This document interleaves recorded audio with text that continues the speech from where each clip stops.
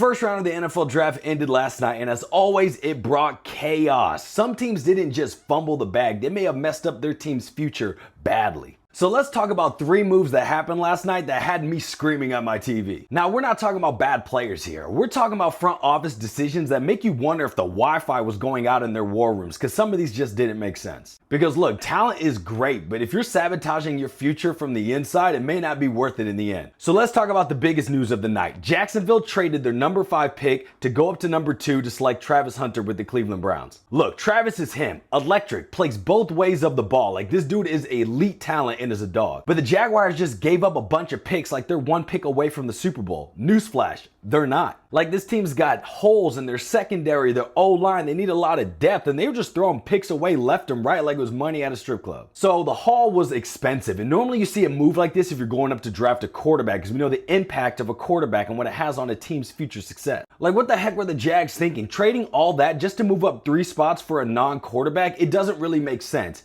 Great talent, terrible timing, and even worse logic. Like, look at this trade. Like, they had to give up a first this year, a second this year, and a fourth this year, and then also a first next year just to move up 3 spots. Doesn't make sense. Coming in at number 2, we have another trade where the Giants traded up to pick 26 to select Jackson Dart over Shedeur Sanders. Look, Shedeur right there, and they decided to go, you know what? Let's go ahead and not pick him and get a trade back discount. Like, what are we thinking here, bro? Brian Daboll and Joe Schoen are making moves like they've already got their U-Haul packed. Like, these are desperate moves from a front office that is acting like they're the smartest guys in the room when really the whole building's on fire. And for the Shedeur's not good crowd, like, I've seen pics of Anthony Richardson and Trey Lance go in the top 5, so miss me with that. And I get trading up in the first round to get that 5th-year contract, but I don't know. Jackson Dart over Shedeur?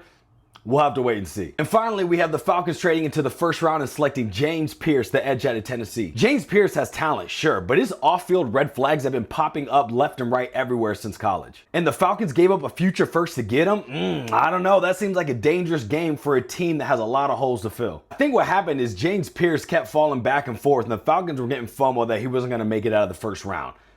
I don't know, man. Trading up a future first, I know you moved up like 17, 20 spots, but that's a lot to give up. Look, I'm all for being aggressive in the NFL draft, but when you're mortgaging your future for some questionable picks, people with off-field issues, I don't know. It seems like desperation. Let me know who you think made the worst move in the first round last night. Let me know in the comments. And if you want more content like this, make sure to bookmark it. I'm out. Peace.